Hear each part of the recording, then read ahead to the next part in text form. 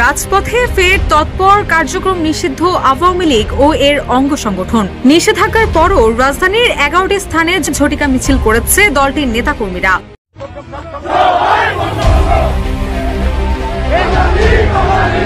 নির্বাচনের আগে দেশে অস্থিরতা তৈরির অপচেষ্টায় নিয়োজিত রয়েছে নিষিদ্ধ ঘোষিত আওয়ামী লীগ ও অঙ্গ সংগঠনের নেতাকর্মীরা।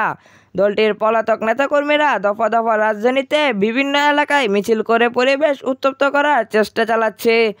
এরই অংশ হিসেবে মঙ্গলবার মিছিলে আয়োজন করে আওয়ামী লীগ। এ সময় ঘটনার পুলিশের অভিযানে 131 জনকে গ্রেফতার করা হয়েছে। পুলিশের গণমাধ্যম ও জনসংযোগ বিভাগ থেকে পাঠানো সংবাদে এ তথ্য জানা যায়। মাননীয় প্রধানমন্ত্রী শেখ হাসিনার পক্ষে জুলাই সনদের বিরোধ ঘোষণা করলাম। এদেশের সরকারকে সম্পূর্ণ অবৈধ ঘোষণা করলাম। মাননীয় প্রধানমন্ত্রী শেখ হাসিনা দেশে আসবেন কিংবা চলে এসেছেন।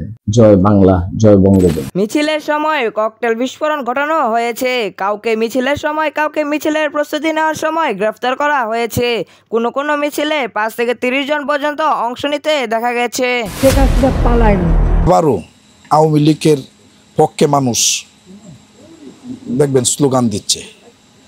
একটা অটোওয়ালা ভাত খাইতে পারতেছে না, একটা রিক্সা চালায় তার 300 টাকা কামায় বাসায় নিয়ে যাইতে পারতেছে না। গার্মেন্টসগুলা প্রতি মাস 2, 4, 5টা 10টা করে গার্মেন্টস বন্ধ হচ্ছে।